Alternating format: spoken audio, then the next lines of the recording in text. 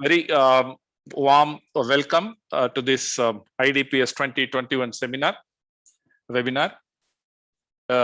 It's my pleasure to introduce the moderator for the next session. Very quickly, as Mr. Navi talked about, I'm sure you'll all be enriched with the kind of discussions, knowledge sharing, etc. for the coming days. 9 topics. And to start with, the first topic, the panel discussion is going to be on very, very important topic, right? New career opportunities as data protection officer and data auditor. Quite interesting. As we all know, the privacy, especially in India, we are talking about it, especially after the emergence of GDPR, lots of things happening around the privacy. And 132 countries we talk about it have enacted and so on. So the privacy area, lots of opportunities going to come up. Now in India, how are we really going to meet this challenge? As a role like data protection officer and data auditor, what Mr. Navi also talked about, especially the Indian PDPB brings in the kind of concept that the significant fiduciaries need to go through the audits at a regular interval, at least annually. And hence we need the kind of infrastructure, people, topics, training, and so on. So quite interestingly on this topic, the most relevant people in the industry going to discuss with us, and it's my pleasure to introduce on all your behalf Mr. Manish Sehgal. Mr. Manish, who leads the data and the privacy services at Deloitte India and for the Asia Pacific region. Oh, quite interesting. Data and privacy services he's leading. So he's, I think, right man to lead this discussion to understand what kind of challenges or what kind of opportunities we have. He has been working with the Deloitte's risk advisory practice in India for past 15 years. Very quickly to introduce him that he has done multiple engagements for clients operating from multiple location geographics, India, China, UK, USA, involving various quite interesting. Some of the things in a nutshell, I will help you. Advisory services related to regulatory and contractual compliances, obviously one of the big item today from the privacy perspective, because John Navi sir just talked about 4% of annual penalty in case if you are not going to adhere to the compliance, IT consolidation, revenue assurance, supplier risk management, obviously outsourcing, vendor security management, IT application and infrastructure security, IT general computer controls reviews, information security, managed risk services, of course, data center audits and other control assurance project. Excellent to hear his views, and I'm sure all of us would be. Mr. Manish, once again, welcoming you for this to moderate this session, and floor is yours. Thank you. Thank you very much, Ramesh. Hope I'm audible and clear. Yes, sir. Very much. Great. Yeah. Thank you. Very good afternoon, all. And it's a privilege for me to be here to moderate the very first session with a very eminent panelist that I have. And to the entire organizing team, Navi and other leaders, congratulations for this second edition. I'm sure this is just a way of starting, and people like me who are associated in this journey, I'm sure there's a lot that we can contribute as we go along. And Navi, it is your energy which is making us all excited about this whole initiative. So thank you so much for leading from the front. Today we are going to talk about a very interesting topic of the career opportunities with respect to DPO and data auditor, for which I am very excited to invite my panelists for today's discussion. I would like to first invite and introduce Dr. Neena Pahuja. She's an executive member at National Council of Vocational Education and Training. She has worked on various business verticals such as digital health, manufacturing, education, telecom, insurance, and other sectors.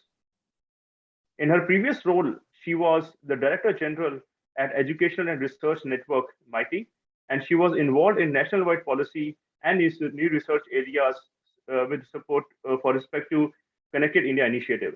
So we definitely have a policymaker and somebody like Neena Pahuja who will be helping us bringing her experience thoughts. Thank you, Neena, for joining us today. Thanks, Manish. I'll welcome Tripti. Tripti Kumar is the General Counsel at CMS IT, where she leads the legal compliance and the privacy areas. She brings with her more than a decade of experience working in legal counsel in law firms and in-house initiatives. She's the president at WICCI Corporate Governance Council Karnataka and has extensively worked for her clients in the general corporate law space, commercial contracts, labor laws, data privacy, information security, and etc. It will be really exciting, Tipti, for us to hear your legal thoughts based upon the experiences that you bring to the table. Thank you for joining us. Thank you. Good evening, everybody, and thank you so much, Manish. Pleasure being here. It's privileged to invite my next panelist, Ms. Anupama Mohan. She is the head HR shared services at Aditya Birla Group. She is a senior HR professional with over 25 years of leadership experience in HR and HR transformations.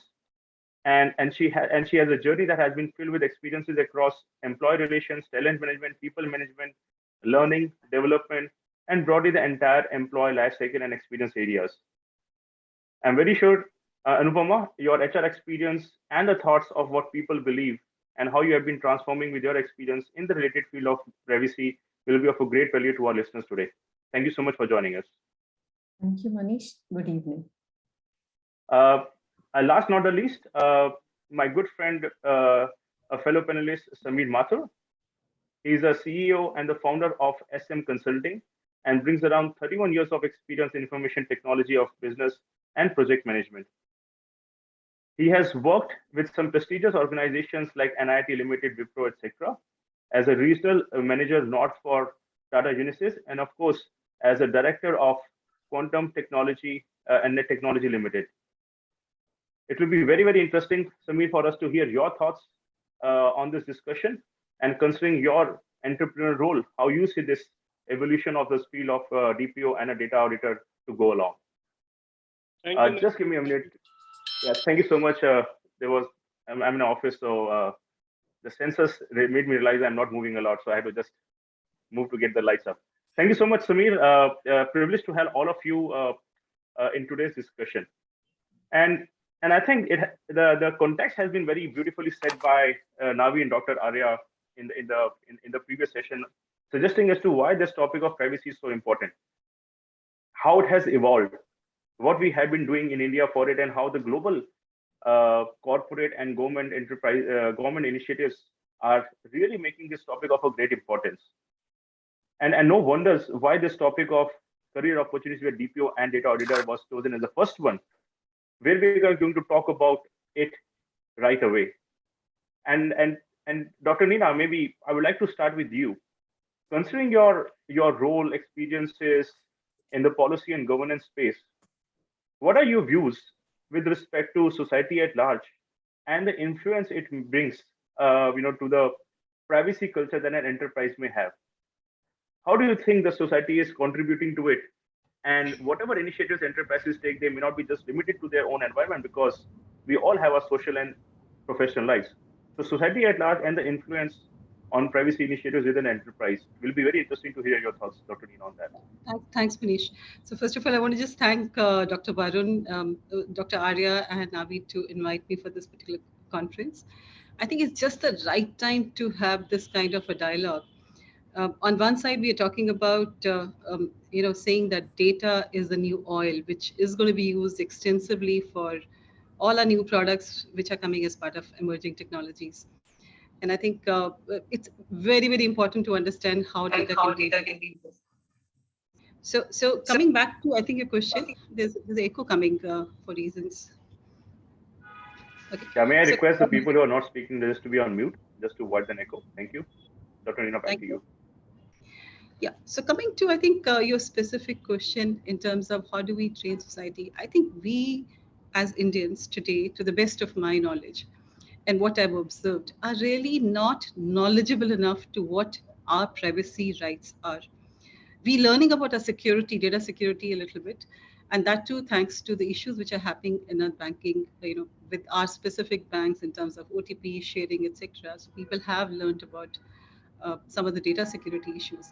But I think most of us are not even knowledgeable about what our data privacy laws are. And I think, that starts from, not only society, it goes to then, of course, the organizations that you're talking about. So I, as an individual, I'm happy to share my health records on WhatsApp, which is not to be done because WhatsApp then can be forwarded. And my health records actually can be available to everybody. My mental health, if I have an issue, I'm happy to talk to anyone, which I'm not expected to do. Even the doctors in the hospital whom I speak to about my mental health uh, do not, if they store the data in a computer, some of the doctors are not even storing it in an encrypted way, which means that it can actually be accessed by, if nobody else, the technology people who are sitting in the hospital. Uh, is it right? Absolutely not right. Let's talk about more. Uh, the marital status. I still remember in one of my organizations, which was actually a global organization, we were looking at, we rolled out an HR system. And what we realized was the requirements of an HR system, especially in terms of even not having the field of, say, marital status, is totally different in some countries like China or India or otherwise. In India, we are happy to give our marital status, but in some countries, you are not even expected to ask the marital status. So I think one, it's very important that we as individual know what is privacy.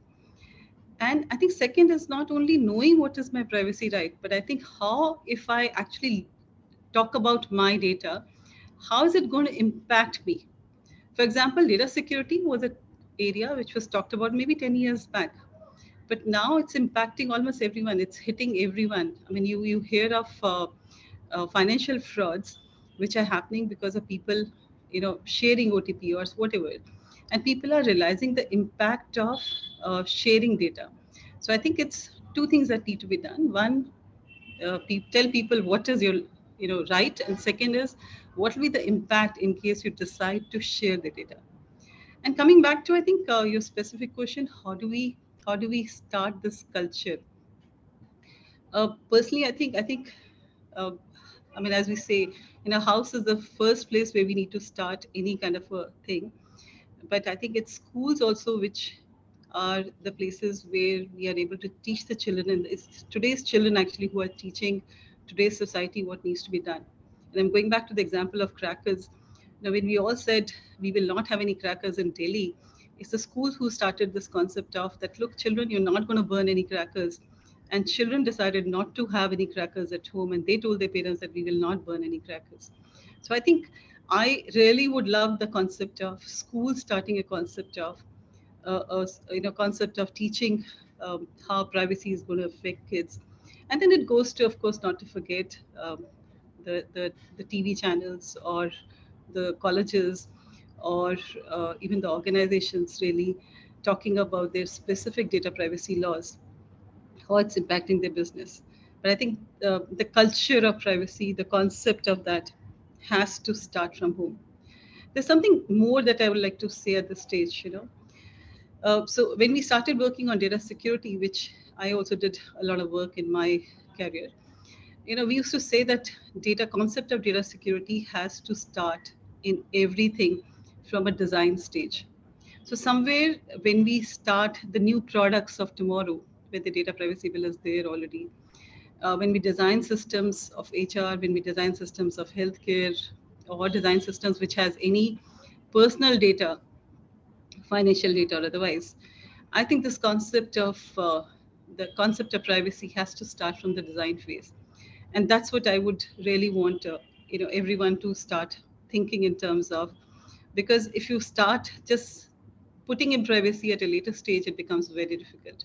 So I think somewhere it's wonderful to have a session like this where we are actually trying to not only prepare ourselves for the data security policy that's coming, but also preparing the CIOs, the CXOs, and others in terms of what can happen and what they should change, what trainings they need to start from now itself.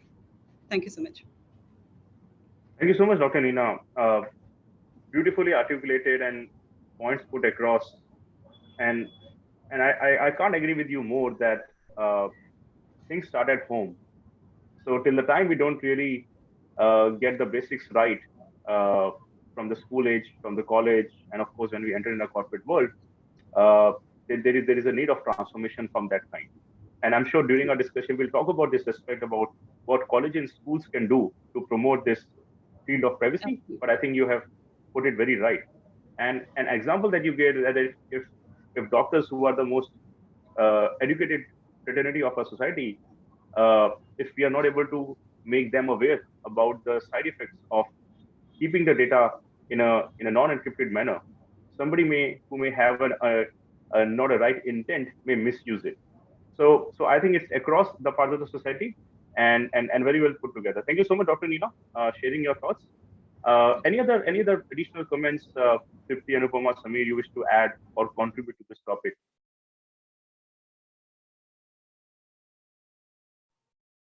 No, what Dr. Neena said was very, very relevant. And I have been associated with education for the last 25, 26 years. And I can assure you that in our college, we are an AICT approved MBA college. No amount of protection of privacy is even discussed in our board meetings. It is always said that this is too irrelevant a topic. And this I'm talking of MBA college. So yes, the challenges are huge. And unless this change is incorporated, imbibed within us from an early stage, from school stage, or even at home, the concept of privacy has to be introduced at that level. Thank you. Awesome. Thank you, Samir. And everything was down to the point that you concluded at last, Dr. Neena, privacy by design. Sow the seeds at the early stage, otherwise it will be difficult once you start getting into the social and the enterprise life. Thank you so much, Dr. Neena, sharing that thoughts. Moving on and coming to the specifics of this topic, and if you're comfortable answering, what do you think makes a good DPO? And the reason I'm asking that is that because the new profession for DPO in India is evolving. There are a handful of DPOs who we may not know because of being in this field, but hopefully the law gets passed and an act is established, so-called the requirement of a DPO will be very, very pivotal. What can be done to make the capacity and enough training and courses? We'll talk very shortly, but since you have been in this field for a while, according to you, what are those so-called attributes that make a good DPO, and some experiences that you may want to share with? Over to you. Thank you so much, Manish. Just doing a mic check. I'm audible, right? Yes. So to start with, when I started working in this field, the broad term used was information. We all would sign NDAs and it would say confidential information. But today the sensibility has changed it. There is a distinction between information and data, which is why there is so much of overlap and confusion between on one side, we say information security, other side, we say data protection. And in between, you have the contractual rights of non-disclosure or confidentiality agreements. If I remove personal data or information from the definition of what we construe as confidential information in an NDA, once the law passes, whether it is there in a contract or not, as an organization, I am mandated to protect this data or this information. So when it started, the trend started, we all do this, right? We first get an NDA signed for whatever venture, business relationship, as an organization that we are undertaking. So I think this very important distinction itself was a red carpet distinction, if I can call it legally, that there were two very, very broad ideas coming, but all of them with the cornerstone of protection and confidentiality attached to it. Why confidentiality? Because it relies on the fundamental right of privacy. Privacy relates to dignity. All of them are coming from the Constitution. When Dr. Pahuja was speaking about privacy as a culture as well, culture is a very broad term, but it subsumes so many other aspects of diversity. It subsumes aspect of behaviors, of mindsets. So very rightfully said that it needs to start young, start at home, start at school and continue. Because finally, each of these, whether we call it home, whether we call it school, whether we call it a company or an organization, they all are societal bodies. So each of them, the behavior pattern, the mindset reflects in the actions. There are many geographical factors that go in, sectoral factors, for example, healthcare we were discussing. And apart from that is the authorities.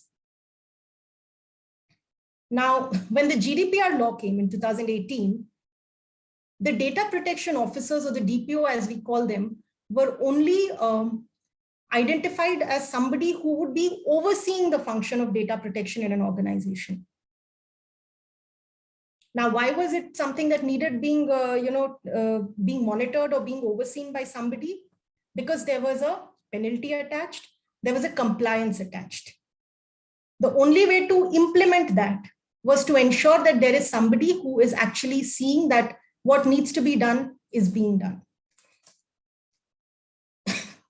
Then came the extraterritorial applicability of GDPR. One of the biggest legal challenges most of us in the legal fraternity have faced is typically any enactment is restricted by territory.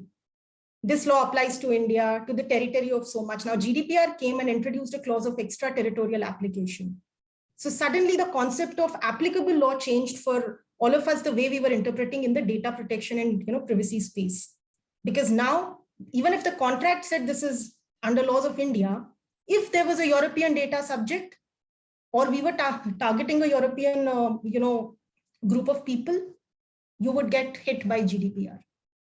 So you're sitting somewhere processing some EU data, and you had to comply with this because it was applicable law, but not the law that you agreed to under the contract. So this is the second aspect that GDPR brought in. So now comes the role of the data protection officers, because when you speak of data fiduciary, the way Indian law says, the Indian law says every significant data fiduciary would require to appoint a DPO. Now, what is a significant data fiduciary comes in? Now, this is not based on size. Just in the previous discussion, Mr. Navi was highlighting the Amazons and the Flipkarts. But no, that is not significant. Apart from volume, other factors were considered like sensitivity of information, frequency of processing information, etc. So a lot of thought has been given not just to the commercial size of what an organization does, but also what is the actual purpose.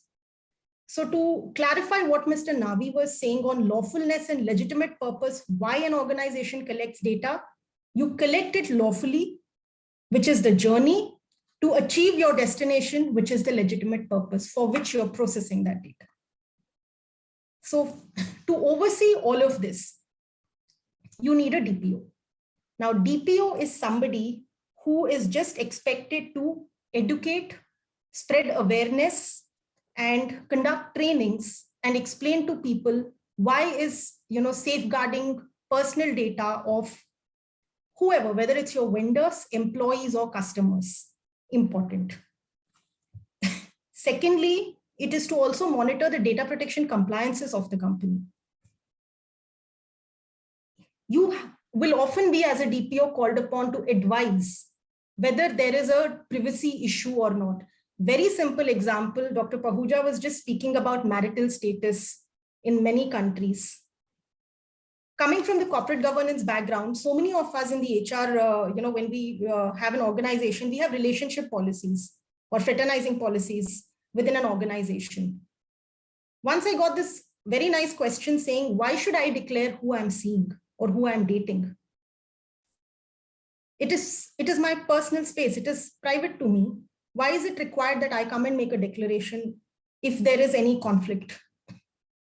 So in this case, it was legally considered that if there is a conflict, it impacts organization and business. Therefore, you have to declare, any such relationship. So the very factor, the mindset of what we consider private is changing now. With the data we are giving, that is the data we consent to give.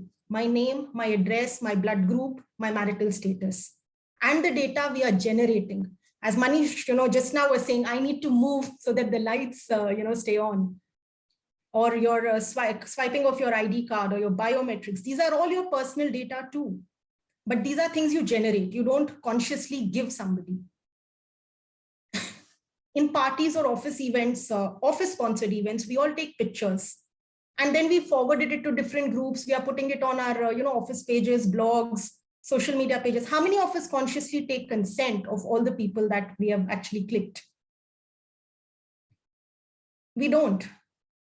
But and this is organization sponsored, therefore organization is responsible. So things like this are where the DPO's role comes in, as what event or what incident can be a breeding ground or an enabler for creating a data breach or a non-compliance with law the way it stands. A DPO would also be an organization-specific point of contact with authorities or with liaising with other entities. So to ensure that the culture is very clear, your regular grievances that you will, of course, be addressing, but most critical aspect is the working knowledge of multiple geographies and legal systems. Because the data subjects could be from any part of the world, and you would at least have to know what is the purpose of your business, which all geographies your organization operates in, out of, or has customers, and understand the privacy regulations of those geographies, because now the law is no more territorial, it is people-oriented. The data subject determines the applicable law and not where I'm operating out of. That is actually the entire turn, this entire GDPR culture brought in, and a lot of other legal systems are just emulating it. The law also requires us that the DPO must be based out of India under the PDP bill, the bill as it stands today, because you represent the organization, you have to be based out of India. It is more a supervising, coordinating, and a monitoring role. I want to clarify that DPO is not a redressal mechanism. This is more to protect and prevent and educate. It is a supervisory role. The redressal mechanism, there will be a separate data protection authority, but you will be the point of contact for it, which is why sometimes there is an overlap of you working and coordinating with other departments like your InfoSec department or your legal department, because finally you are subject to legal scrutiny for compliance purposes as an organization. The same thing would also come up in your data audit, especially if, since it's an external consultant, you need to run this function. It is an annual compliance under law. The organization may assign you any other function apart from your role as a DPO, but understanding the data you deal with, volume, sensitivity, as well as multiple legal systems, and what is the purpose for which you're collecting data, and is it being collected and monitored lawfully, stored lawfully, access, transfer, all of these elements go in. I just have a last point on the edicts globally for a DPO. The entire enactment, the intention is a couple of points like transparency, proportionality, ethics, integrity, purpose, lawfulness, accuracy, accountability, and confidentiality. So a DPO holds a quasi-ethical, quasi-legal, quasi-technical position. And I think it is a very collaborative approach and a role that not only has to prevent and protect and change the culture, at the same time deal with it in case there is an incident. So I think that is my understanding, Manish, of the way the DPO role is being envisaged and what the law says it needs. Sure. Thank you, Dipti, for such a elaborative description. Just if you can add, from a career opportunity perspective, where do you see this field of DPO going, especially that it is at early days for us? Some thoughts around from an opportunity point of view. I think it was going to be one of the most critical functions today. And I will link this very directly to the data valuation and data audit point. Because the minute you give a value to this, the value of the position automatically is going to become important, one from a compliance perspective, and secondly, also from an overseeing perspective, because this will reflect on the image of the organization. It reflects on the brand equity of an organization that you carry. Your data is safe and secure with them. There is a channel that needs to be done. So Manish, I think from a career opportunity perspective, given that we are a 1.4 billion population to start with, just the sheer quantum of data, it is so much that a DPO will have to look into and do. And this, I'm speaking of a single entity. Now imagine this in a global, group structure. You will be a DPO who's going to be managing multiple legal systems, laws, and working with your affiliate entities, subsidiaries. So I think there is a substantial, not just an opportunity, but a it's a very path-breaking kind of role that is coming in, because you have to understand so many aspects just to safeguard something that is a fundamental right under almost every constitution. Because why are we protecting data? Not because I have to or there is a money value associated with it, but because it directly impacts right to privacy, which as per Puttaswamy judgment today is a fundamental right in India. Similarly, with other global jurisdictions. Right. So I think path-breaking that's role. also- Yeah, path-breaking role. I think that's where you really hit the nail, right? And I totally reckon that, Tripti. And just to add my 2 cents, I think this is one of the most promising roles that we will see in the days and years to come. The law is still not enacted for us here in India, but if you just take a global view, this has become one of altogether a very new and promising profession for people who can bring value to the system. And if the act is mandated, if act is established, and of course it mandates having a DPO, it's a must to have. And I'll just go back the example that Dr. Neena was sharing, right, in terms of, and in fact you were also talking about how the information security has evolved. If we just go back to the 2000 era, at that time people didn't even speak that much about cybersecurity. It was called information security, which was largely a function which was pretty much between the technology offices, or sometimes even a CFO would have a small unit of people working on security. And we all know what has happened. This field is one of the most transformed field what we were in 2000 versus what we are today. And the designations like CISO are one of the most reputed designations. In some cases, they are reporting directly to audit committees or let's say to the board. I believe this is going to be the way in the future. DPO is really where, or a privacy is really where the information security was in 2000. And what has happened because of the digital proliferation is something which will mandate getting many more people, students, and career professionals like us to look towards the opportunity of DPO. So I just sort of adding my 2 cents, Dipti. I totally reckon this is one of the promising and a very exciting future careers for people to get. Couldn't agree more. Absolutely. Manish, can Thank I you so add much. one bit? Can I add one bit to it? So there's something more that I think I would like to add. Maybe in future that might happen to what Tripti was mentioning. I think what we've just spoken about is a data privacy officer would be actually a guardian of data. But I think tomorrow he may not only be the guardian, he'll also be I think the guy who tells us that this data can be used for this purpose. So like I started on with, the data is going to be the new oil. So he's the one who's actually going to be telling us that, look, this part of the data, and after anonymization or after this particular process, can actually be used for the oiling. So I think his role is going to be huge over a period of time, because nobody can be using the organization's data without his permission. And with all the new products, all the new emerging technologies coming in, he's the one who's actually going to tell us the process which is going to be adopted for using the data. That's my thought also, which may happen over a period of time. Dr. Pahuja, if I can just put that in one sentence, usually I say this a lot, that we always read information is power. But today I say information is power, but data is your weapon. That is how you yield the power. Good one. In Thank fact, you so much. Manish, Please, just Anupam. adding to what Neena and Tripti said, for large organizations like us, which are across multiple countries, okay, the role of a DPO actually for us is a part of policy making and system design, as I see it in the future. Because we collect data from China to US across the 36 countries. From a simple policy design, how do I design the next benefit policy? How does it have to look on technology? If I don't have the DPO telling me what to collect, what not to collect, where to keep, how to store, how to retrieve, whom to share, whom not to share, I think we will land into a compliance issue if I don't have that knowledge upfront at the design.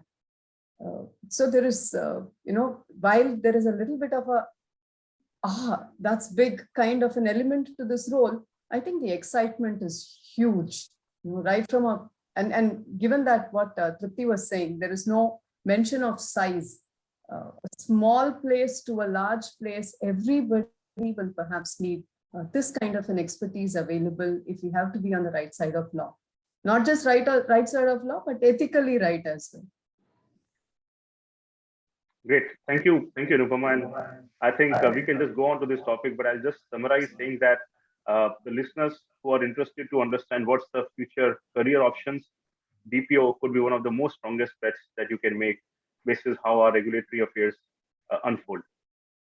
Taking the discussion to the next level, and thank you again, panelists, for this exciting viewpoint. Samir, I'll come to you and request some of your thoughts, considering your vast experience spanning over 3 decades working with IT organizations, and I'm sure you would have seen the evolution of technology, security, and now privacy. Uh, there's always a very classic question that comes along about, well, overlaps or complementing aspects of security that may give an edge to a DPO. Or if I have to put it other way, that being a CISO, does it make you a better DPO or not? And is it worthy, recommended from a practical sense to combine the roles, though there could be some different views when we go to the theoretical forms of our law and making, right? And this all is evolving. So will be really interesting to hear your thoughts, Samir.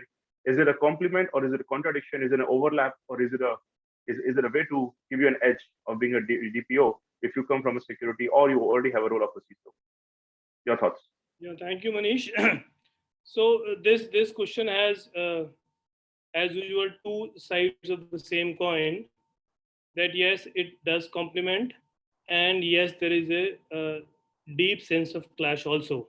So as a CISO, if my job is to ensure data protection, then I cannot be a DPO, because then my job is to audit the CISO and his functions, right? So on one side, it is a big challenge to accept the CISO as a DPO. On the other hand, I think from technology point of view, now what we are missing in the discussion today is that DPO is ultimately going to be an absolutely technology oriented function, which means that if a non-technical person were to become a DPO, and if she doesn't understand the concept of let's say encryption, or the concept of anonymization, or the difference between anonymization and pseudonymization, and there are 20 other factors I can go on, it becomes very difficult to explain the sanctity of the procedures being followed, point number 1. And in case there is a breach, why did the breach happen? It becomes very difficult to understand. So my one-line answer to your query is yes. It should be a typical collaborative effort between the CISO's office, CIO/CTO. So when I'm saying CISO, I'm including CIO, CTO, CDO. There was a question just asked in the chat box that how will a CDO function clash with a DPO function? So my answer to all the question is same, that yes, it does clash also, but it does make you the best contender to become a DPO. Having said that, besides all this, I think there are some other qualities that are required in DPO which a typical CCO has to have, which means one of the biggest thing is that this is going to become a job of a good communication. You must have a very good communication for this, because not only are you going to look after your own IT department as a CISO. Now, if the company were to decide to upgrade you to a DPO, you will have to kind of make sure that you are communicating in the right manner with all the stakeholders within the organization, which could be a labor in the factory also, which could be a man delivering your goods also, which could be the MD of the company also, which could be your legal advisors also, of course the DPA also.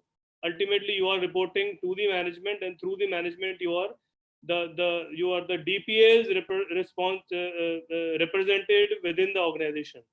So it's a very multifaceted job, but of course he's also supposed to have legal knowledge, to have, like I said, technology knowledge, to have skills on audit.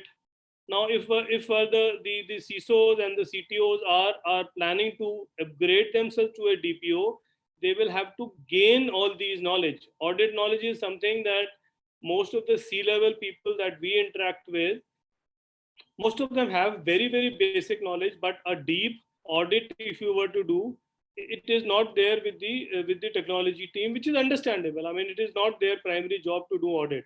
Similarly, handling of the board, because as per the PDPB, the DPO has to report to the board. So that also becomes an issue.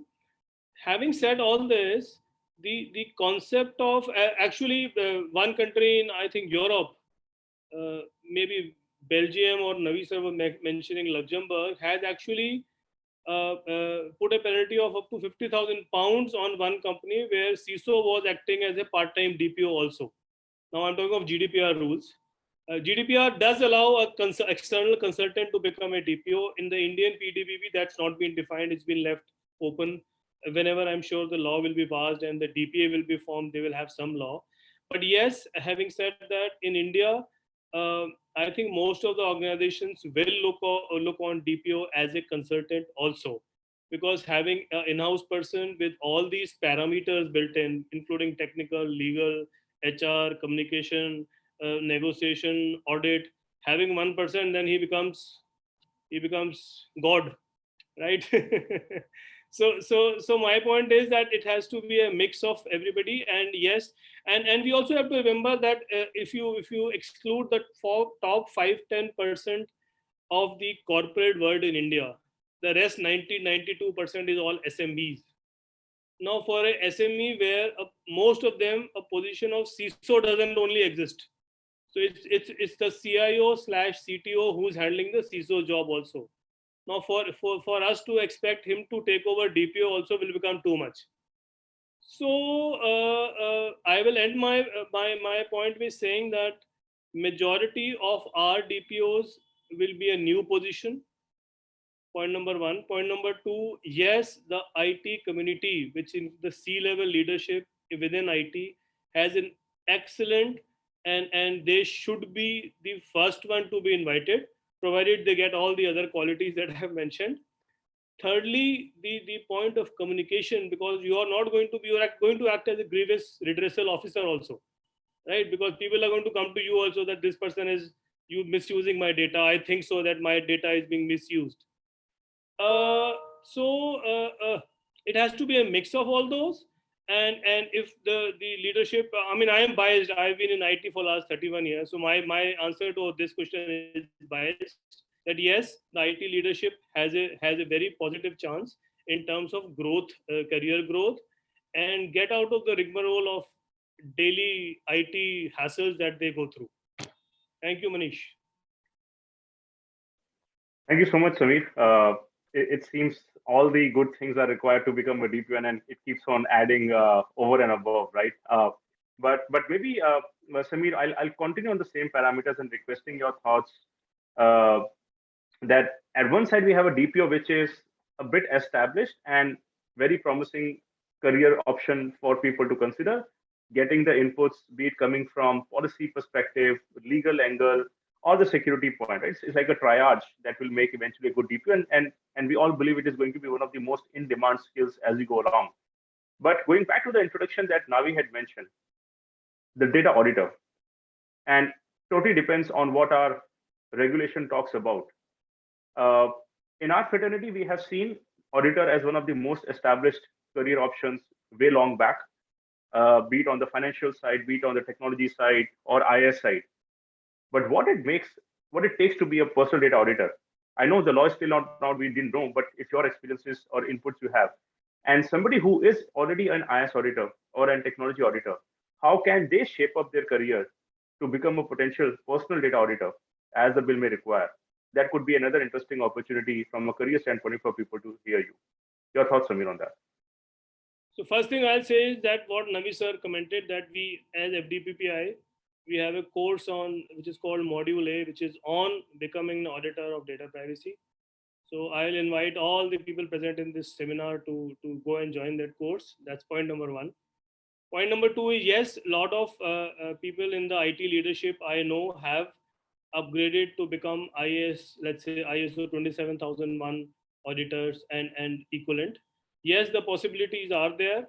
And like I said, if you have a good knowledge of the law, of the standards being defined or the privacy by design document already part of the organization, if you are in sync with all these documents, and you have that, I would say little touch of consulting or advisory within you, rather than an implementer, you look at things from bird's eye point of view, and like the lady Anupma ma'am said that she has to look at 36 countries.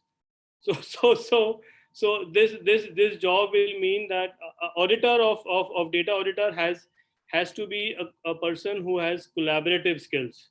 But yes, the opportunities for IT leadership to become a data auditor are I would say, from my point of view, my personal view, are easier than becoming a full-time DPO. That's my point. Thank you, Manish.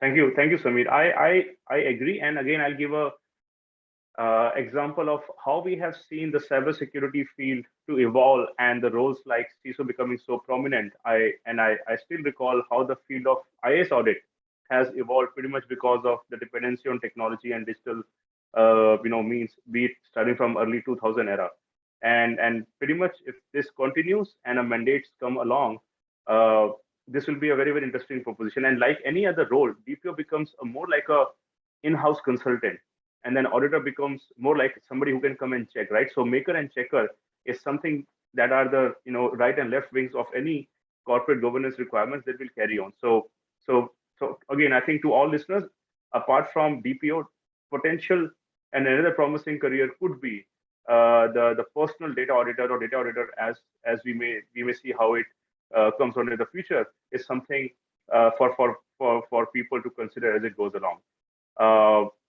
I mean, I have many other thoughts, Samir or Navi, but do we have enough time to continue? Can we continue, or do we have any particular time?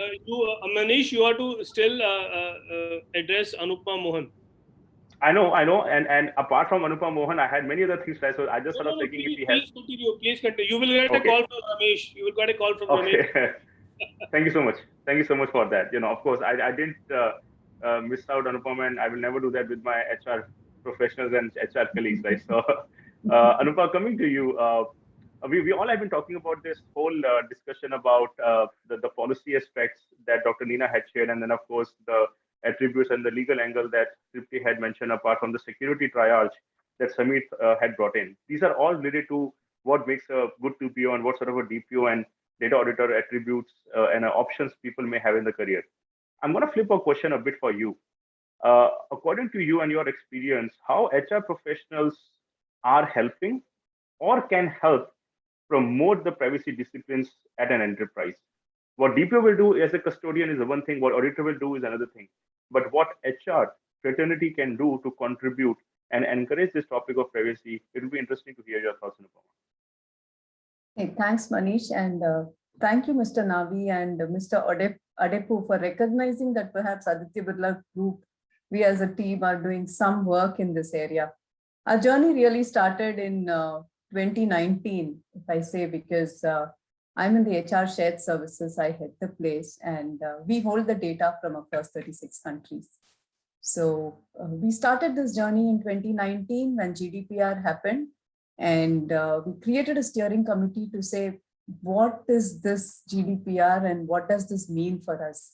So it really started there, and it was a cross-functional steering committee which was put in place. And from there on, not just talking about GDPR and compliance, we slowly started to realize that there were Thailand laws, there are China laws, and country by country started putting out their laws, and we had to be compliant for all of them. So it came on HR to say, how do we create a culture of privacy in the organization? So of course, it was led by the shared services because we hold the data, employee data, potential employee data, the data of family, the data of children, the data of dependents, the data of even partners and partners' employees, we hold all the data on this. So it is to say, how do we create a culture? Because at the end of the day, we realized that there were too many entry points to this data. So it all started with going back and checking how does data come into the system, how many people have access to this data, and started with controlling the access to the data.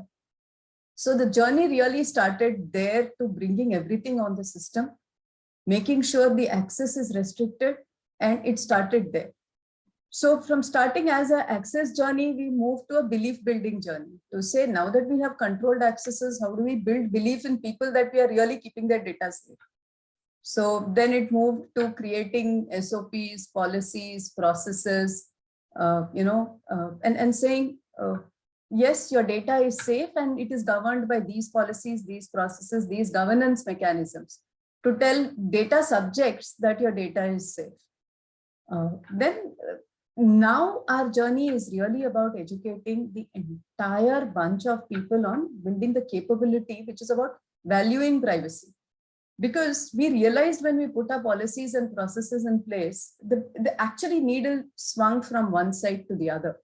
Like Dr. Neena was saying, from having even corridor conversations about people, washroom conversations about health of people, and in open meetings discussing about why somebody did not show up in a meeting, and discussing even family health issues, not just personal health issues.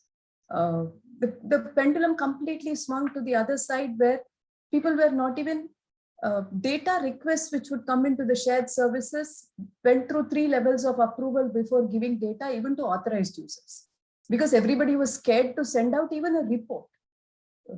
So then now it is about creating a safe space for everybody to say, hey, what is okay to share and what is not okay to share? What is okay to share and with who? And in what format? And all the anonymized and password protected and pseudonymized and all that. It is about educating the entire organization on what else to be done. Of course, at the back of it were a whole bunch of system related, VAPT and DLP and endpoint security, network level security, server level security, all that is happening in the back end. And it is about educating people that, all of this is happening, but at the same time, your data is safe and the purpose for which we are sharing and to whom. And all of this, mind you, I'm speaking only in the context of employee data. There is a whole vast data out there about consumer data, partner data, which I think still needs to be addressed. But at this point of time, we in HR are extremely cautious and are really drumming up, if I may say, the sound around data privacy and employee data. I guess as we start there, the movement around other formats of data will also pick up. And I guess this is really like what Tripti and Neena were saying. This education really needs to start at home. We fundamentally believe that by educating all our employees, not just our HR colleagues, on privacy and importance of data privacy, we would like to believe that this message really goes through them into their homes. If 1,20,000 employees of Aditya Birla Group take this message into their homes, it is multiplied by 2 or 3 or 4, that many more people get educated is really the hope. And, kudos to organizations like this, which hopefully will carry this message around in a real mass manner.